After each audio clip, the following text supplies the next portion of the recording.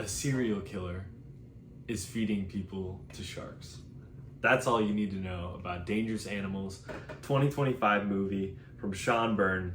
The Australians, man, shout out to Tommy Boy. The Australians know what they're doing. Wolf Creek, one of my favorite movies, Australian. That's really the only horror movies I know out of Australia, but this one was just an unbelievable experience. I've seen it in the theater twice. It's super underrated.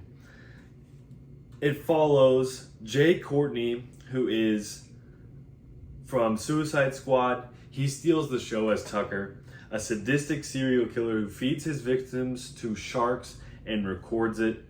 I haven't seen Sean Bird's The Devil's Candy, but I have seen his 2009 The Loved Ones, a decrepit movie. It's a twist on prom and the high school experience. A girl gets rejected and then she tortures pretty much the man that rejected her. So that one's an absolutely crazy movie. 16 years later, Sean Byrne comes with this movie. One of the best shark movies I've ever seen. Stay tuned for the end of the video. I will rank the shark movies that I have seen. And just, what can I say about this movie? Hassie Harrison, she gives my favorite final girl performance of the 2020s. She's even up there with Micah Monroe in It Follows, one of my favorite horror movies of the 2010s. Now, this is pretty much a trifecta cast. Josh Houston is a solid love interest for Hassie Harrison's Zephyr character. Their love connection throughout the movie really holds the movie together as it carries on from the second act and the third act. One of the best villains in a horror movie I've seen. Jai Courtney's, his charisma and just the menace that he has. It's a truly unbelievable performance. One of the best villains of the 2020s up there with long legs. It really is a one location movie and it's mostly on the boat and you're following Zephyr as she gets captured very early on in the movie. This movie has a very quick but menacing opening sequence. It's a girlfriend and boyfriend going onto a boat and this charismatic Australian guy, Tucker, takes him in a shark cage and goes down and looks at sharks. When they come up to the surface, he stabs the boyfriend and throws him in the water, and quick cut to an amazing title credit sequence to start the film.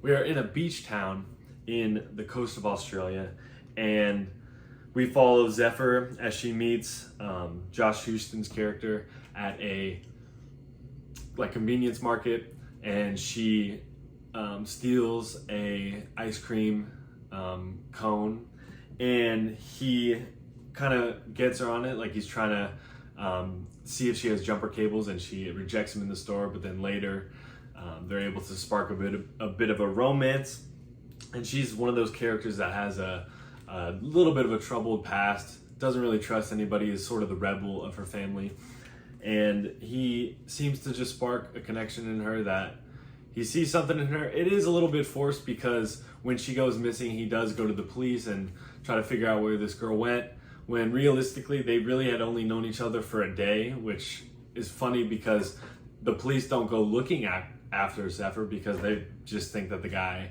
they don't really believe him. Sort of a contrast with Get Out, when the TSA, Rod Williams, goes and the cops don't believe him. So a little bit of a comparison between those two movies. And as the movie goes on, Zephyr gets away a couple times, but Tucker's able to get her back. And his whole story is he got attacked by a shark earlier in his life, and it's kind of become his bizarro fascination as he records girls that he gets, kidnaps, and records them dropping them in the ocean and they getting fed. One of the crazier scenes in the movie, really funny scene actually, is Tucker in the kitchen in his boat, and he's dancing, just getting fired up, drinking. It's just like so weird seeing a menacing character with charisma, and you gotta just give it up to the Australians. They're great horror movie villains. Mick Taylor for Wolf Creek was an awesome villain as well. I just love how it combines the elements of a little bit of shark. There's not a whole lot of shark attack scenes, but it's mostly just a great horror movie villain performance. One of my favorites of the year. Horror's in a great place right now. Can't wait to see what's coming up on the slate. We got Together coming July 30th at the end of the month. That's going to be awesome. A lot of great stuff to come. Now, as we get to it, the best shark movies ranked. Just a note, I am not a fan of the open water movies, so I did not rate them. I've only seen a little bit of 1 and 2, not really a big fan of them. My blind spot is Deep Blue Sea. I've unfortunately not seen that. But of the movies that I have seen, coming in at number 9, I have Jaws 3D. This is the one in SeaWorld. Dennis Quaid. I really just, I can't get by it. They're really coasting along in a strange occurrence. My number 8 shark movie that I've seen, Jaws for the Revenge, or Jaws the Revenge. It's a diabolical plot. The shark gets revenge on Chief Brody's son, Sean, and then it follows his wife trying to get away from the shark, and it's trying to get after, trying to kill her. So it's a revenge movie. It's crazy, a shark revenge. It's absolutely wild that they do that in the 4th movie of a series, and that's why there really hasn't been a Jaws movie since then, because it's pretty much killed the whole franchise. Coming in at number 7, 47 Meters Down, Uncaged. I love these stupid shark movies. This middle of the pack of these rankings is just something that you throw on and just have a good time with. It's not really anything too specific or too elaborate. It's mostly just people getting attacked and not really much else going on. So coming in at number 7, 47 Meters Down, Uncaged. Number 6, Jaws 2. Really snoozer first hour of the movie, but it does have some very explosive moments. The girl dumping gasoline on herself and lighting herself on fire and then exploding to try to kill the shark is one of the most diabolical clips I've ever seen.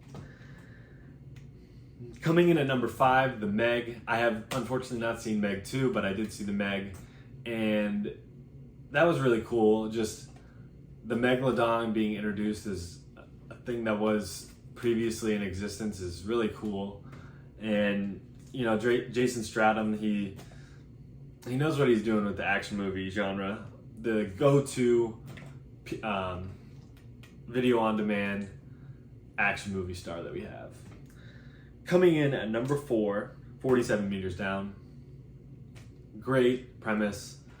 I always wanted to see it, and when I eventually did see it, it didn't disappoint. I love these movies. Shark movies they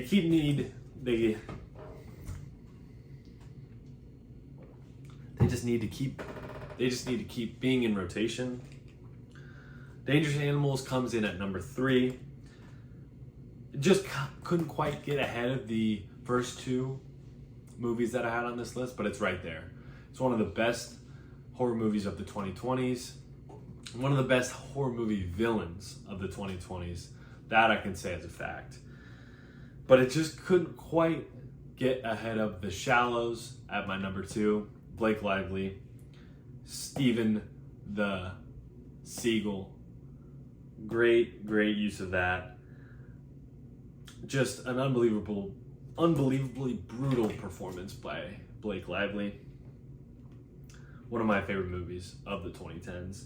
And last but not least, my number 1 has to go to Jaws. Steven Spielberg started the summer blockbuster 50 years ago this year.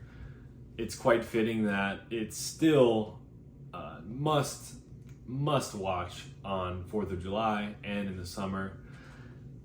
Well, what else can I say? It's one of the greatest movies, horror movies in general.